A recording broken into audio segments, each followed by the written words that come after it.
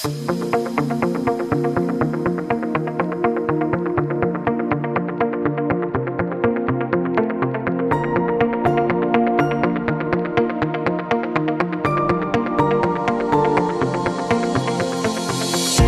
suis Guillaume Taillandier, gérant d'une société spécialisée dans les murs végétaux intérieurs. Donc un mur végétalisé, c'est simplement l'installation de plantes sur un mur, sur un milieu qui n'est pas adapté normalement pour les plantes naturellement. Donc on a développé plusieurs techniques pour que les plantes s'y développent.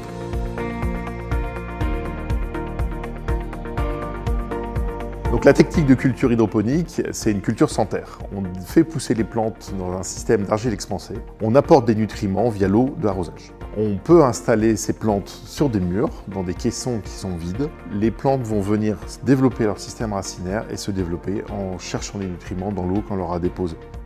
Dans cette vidéo, on va vous montrer l'installation de cette technique dans un chantier récent. C'est une culture qu'on utilise pour la plante d'intérieur en général et en particulier pour le mur végétal. Les plantes sont poussées en pépinière et sont prêtes à être installées. L'avantage pour le client, c'est d'avoir un mur qui soit, dès l'installation, impactant visuellement. L'inconvénient d'un mur en culture hydroponique, c'est le prix.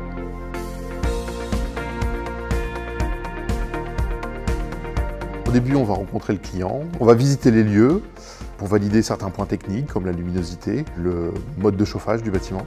Les conditions techniques vont nous aider à définir le type de plante, à définir le calpinage pour l'ossature. Donc ça nous permet de finaliser une étude technique, de faire une proposition chiffrée au client. Ensuite, on va pouvoir démarrer l'installation qui va nous prendre jusqu'à une semaine. Ici, nous sommes sur une culture hydroponique. Premièrement, on fixe une structure au mur, puis on fait des travaux de plomberie. Ensuite, on vient installer des caissons dans lesquels on vient mettre les plantes. Ici, par exemple, vous avez plus de 2000 plantes.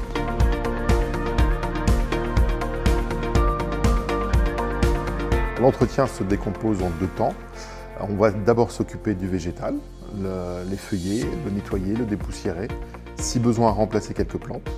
Puis on s'occupe de l'arrosage. L'arrosage est centralisé et un système de vannes nous permet d'arroser zone par zone.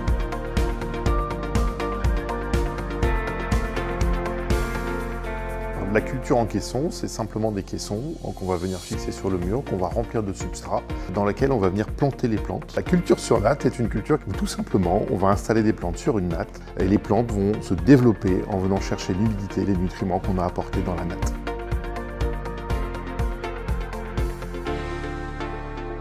Le mur végétal permet d'apporter beaucoup de plantes dans un espace sans prendre de place au sol. On a vraiment l'impression d'être envahi par la nature. Avec le mur végétal, on peut réguler l'hygrométrie du bâtiment et donc améliorer la respirabilité des espaces. Le mur végétal peut absorber les sons et donc améliorer l'acoustique du bâtiment.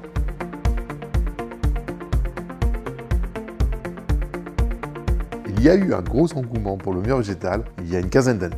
Aujourd'hui, l'enthousiasme est un peu retombé parce qu'on a vécu quelques expériences malheureuses qui n'ont pas duré dans le temps.